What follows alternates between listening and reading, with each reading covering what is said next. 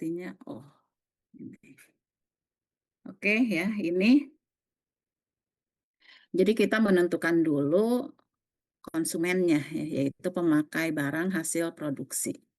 Ya, baik itu bahan pakaian, makanan, dan sebagainya. Ya, bedakan antara konsumen dengan pelanggan. Tentunya dalam hal ini kita tidak hanya membidik calon konsumen saja, tapi tentunya pelanggan sebagai pembeli dari produk juga perlu kita perhatikan. Ya. Nah, apa itu segmentasi pasar? Ya, ini pada dasarnya segmentasi pasar adalah suatu strategi untuk mengenali target konsumen lebih dalam, ya, lebih dalam di sini ya.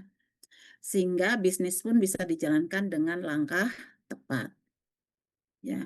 Atau di sini segmentasi pasar adalah strategi pemetaan target konsumen berdasarkan karakteristik, kebutuhan, ataupun perilakunya agar perusahaan mampu mengenali kelompok konsumen tersebut dengan lebih baik. Ya. Jadi nanti kita akan mencari atau dasar mengenai segmentasi pasar.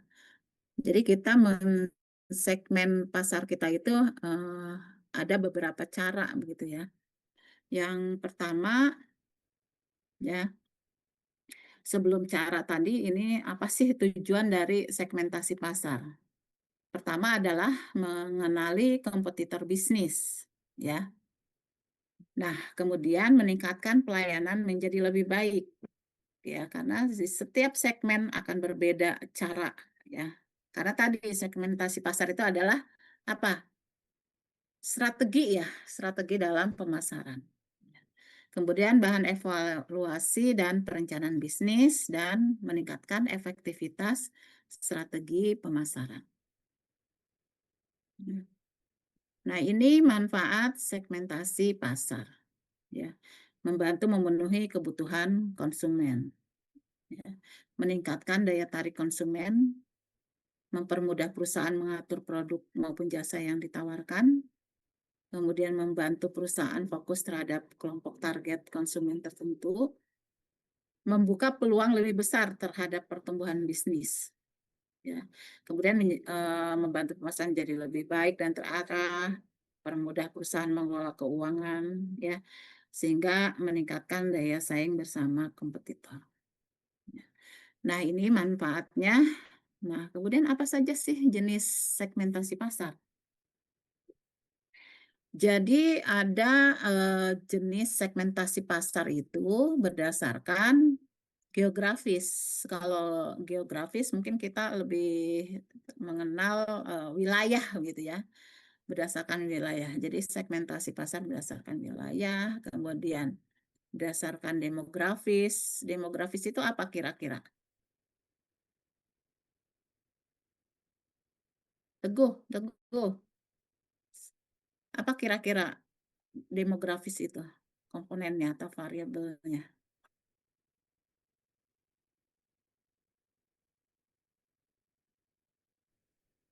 Latar belakang. Gimana? Hmm? Demografis. Pernah nggak dengar ini Tempatnya yang istilah? strategis bukan, Bu? Kenapa? Tempat yang strategis bukan?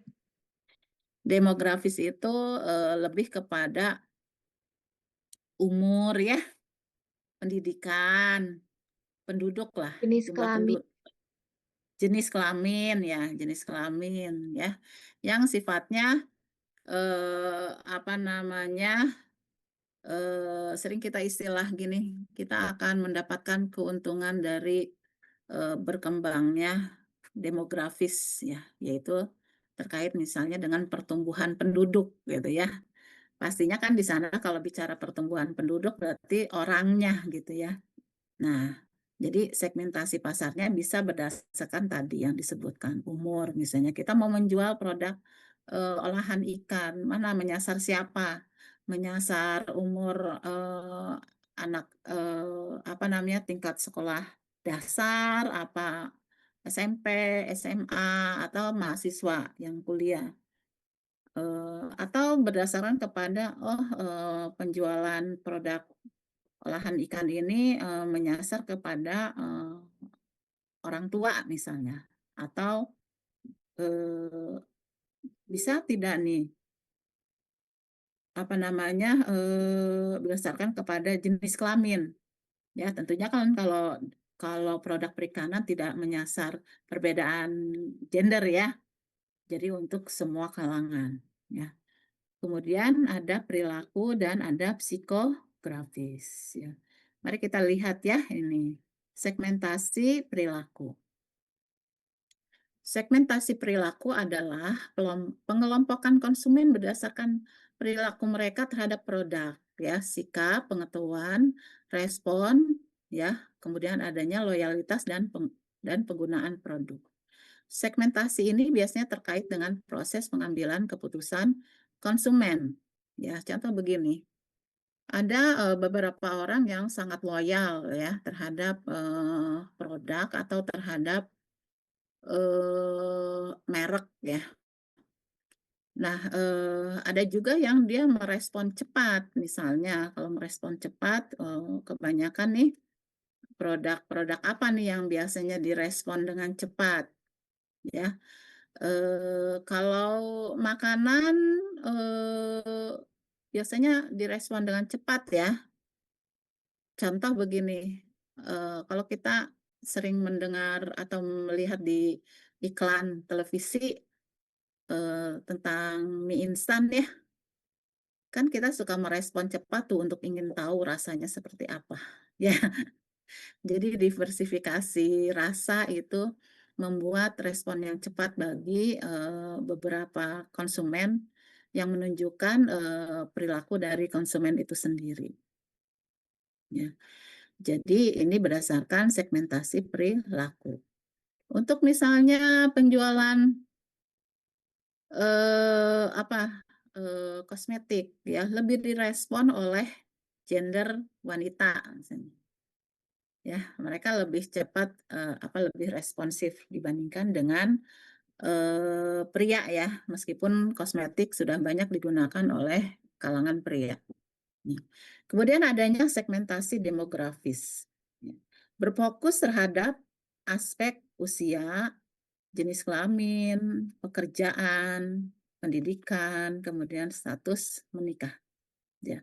Ketika produk kita menyasar ya bagian demografis di sini, tentunya kita bisa menjadi lebih spesifik gitu ya, terhadap target pasar kita. Sama halnya juga dengan psikografis.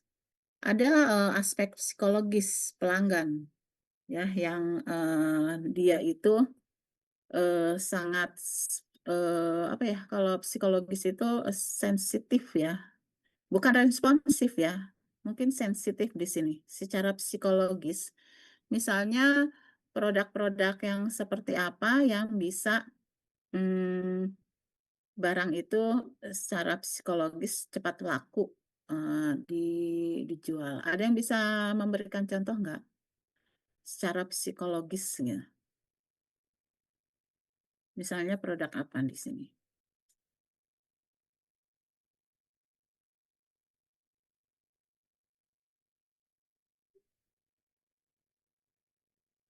Air mineral, Bu. Air mineral.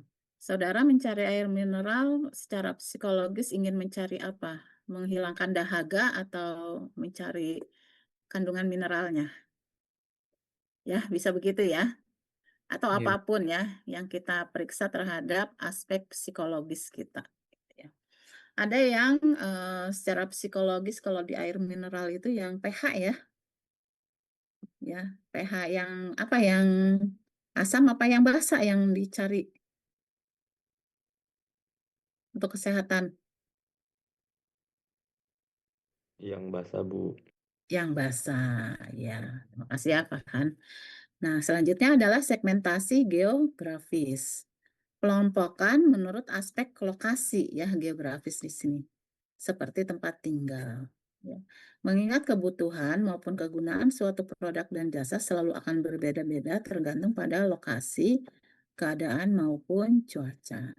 Misalnya, saudara ingin menjual jaket ya, kan jaketnya walaupun kondisi geografis manapun selalu pakai ya. Misalnya di Jakarta, mereka pakai jaket nggak? Tapi jaket yang kita jual untuk Jakarta dengan jaket yang kita jual di pegunungan atau di Bandung itu kelihatannya akan berbeda. Ya, misalnya kita mau jual jaket yang tebal, jangan jual di Jakarta ya, jualnya di daerah pegunungan. Nah, itu adalah segmentasi geografis. Atau apalagi nih kalau terkait dengan pemasaran perikanan, segmentasi geografis, ada nggak?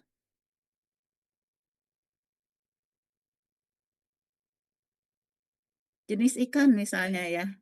Jenis ikan apa yang tidak terlalu disukai oleh suatu daerah gitu?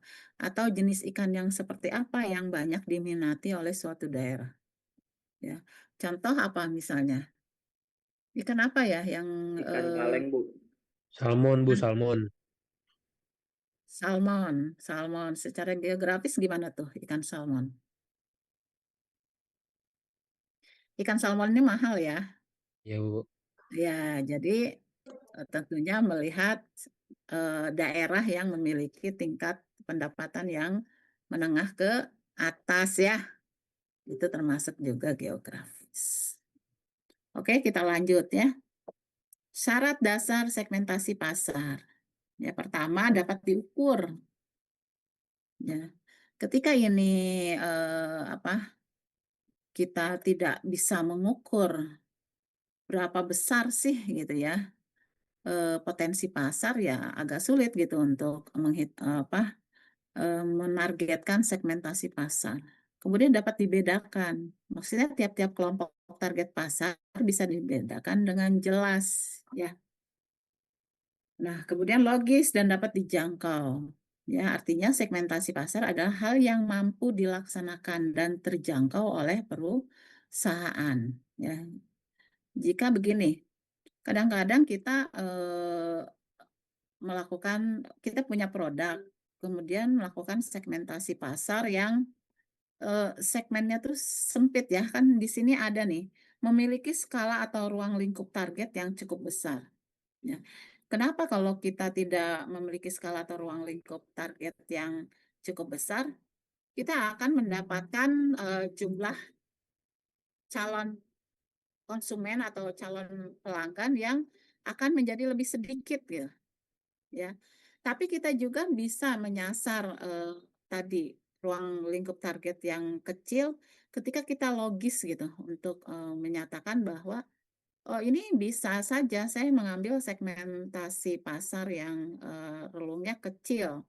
Contoh begini, tidak semua orang itu suka dengan contohnya orang itu kalau cari sarapan itu kan banyaknya kalau nggak nasi kuning, nasi uduk ya atau apalagi.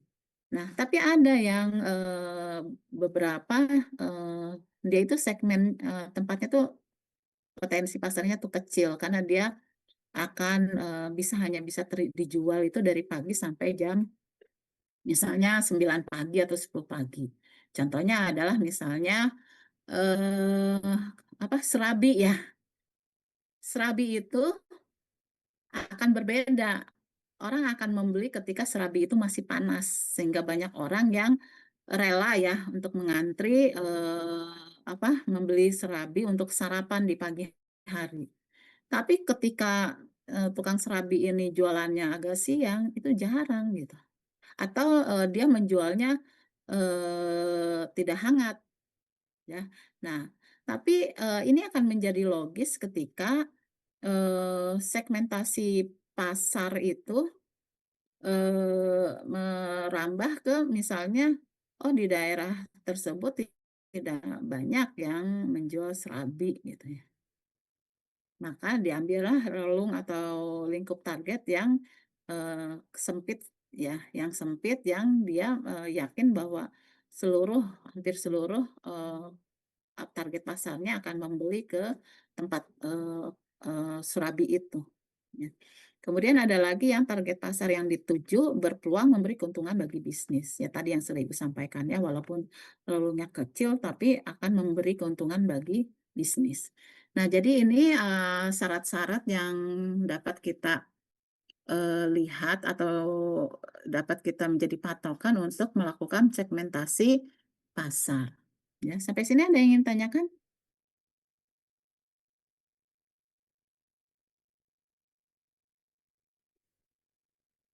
Ada yang ingin tanyakan? Kalau tidak ada, kita lanjut ya. Ada beberapa tahapan atau prosedur dalam melakukan segmentasi pasar. Nah, pertama adalah tahap survei.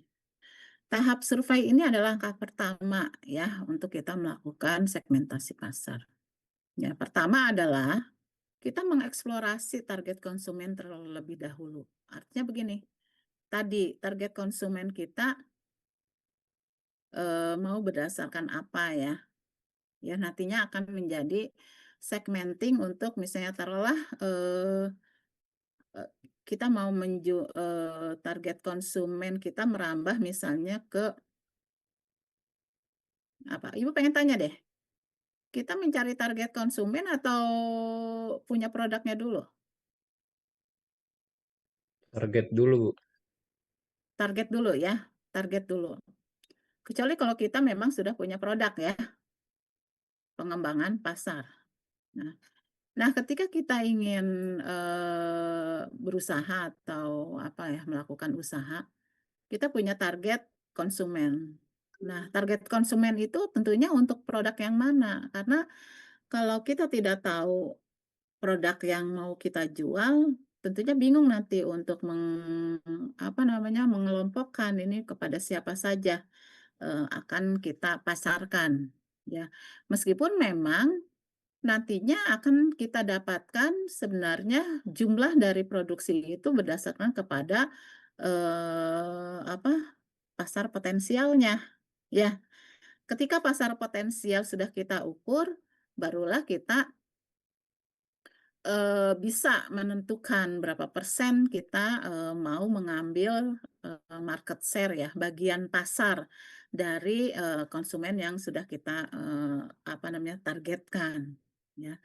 Jadi memang, selain tadi potensi pasarnya, kita juga harus tahu, potensi pasar itu untuk penjualan produk yang seperti apa, ya. Nah, tahap ini akan membantu mengumpulkan beragam jenis informasi dan data yang dibutuhkan dari masyarakat atau sasaran pasar, ya.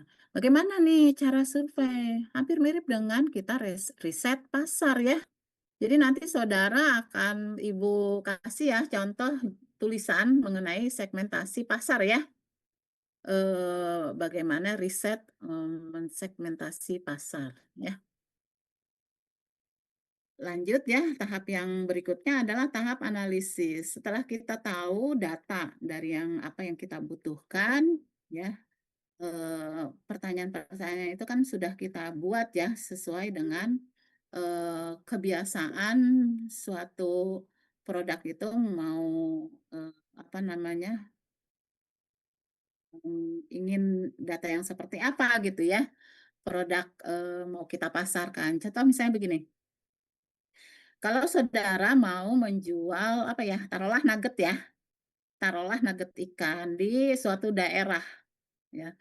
Pertama mungkin kita akan memperlihatkan dulu, produk kita baik itu gambar maupun, dari segi rasa. Tentunya kalau, eee, apa namanya, data itu tentunya kita ingin tahu preferensi atau apa ya, keinginan ya. Preferensi apa ya? Ada yang tahu? Preferensi konsumen. Preferensi apa ya? Prioritas, Bu, jadi yang didahulukan. Preferensi itu ini, kita Kecenderungan, Bu. kalau hmm? Apa? Kecenderungan, Bu. Kecenderungan. Kita kalau misalnya ingin makan sesuatu, preferensi di sini kayak misal begini, kita ingin makan sesuatu hari ini gitu ya, eee, di, suhu udara yang, dingin misalnya, maka orang kecenderungan akan membeli makanan yang hangat gitu ya, ya. Atau, saya ingin makan ikan ya, karena saya ada di atau saya itu terbiasa, dalam keluarga itu biasa makan ikan laut, maka saya akan membeli ikan laut. Ya itu kebiasaan dalam keluarga ya, atau dia kebiasaan dalam, struktur budayanya dia gitu ya. Oh, nggak, saya dari kecil itu tinggal di daerah pesisir, maka saya akan memilih jenis ikan laut ketimbang ikan air tawar. Nah, itu preferensi ya, kecenderungan untuk memilih suatu produk. Nah, eee, ketika kita punya produk yang mau ditawarkan, nah pertanyaannya akan menjurus ke sana gitu. Kemudian akan menjurus kepada produk kita. Jika Bapak dan Ibu ingin jika Bapak dan Ibu ditawarkan suatu produk nugget ikan, dari rasa apa yang akan, dipilih, ikan laut atau ikan air tawar? Itu pertanyaan ya yang akan kita kita, temukan, datanya kemudian dianalisis, oh sebagian besar misalnya daerah Pangandaran lebih menyukai nugget ikan berbahan baku ikan laut ketimbang, berbahan baku ikan air tawar. Atau ternyata 50-50 gitu, oh dia bisa air tawar, bisa, dari ikan laut misalnya. Nah, nanti tinggal dilihat lagi dari pertanyaan yang berikutnya gitu, untuk bisa supaya kita menentukan sebenarnya produk kita ini cocoknya ada di mana gitu, ya. Nah, itu adalah akan kita dapatkan, dari, hasil ya, tahap analisis itu, yaitu kemampuan kita untuk tahap identifikasi, menyimpulkan gitu, ya.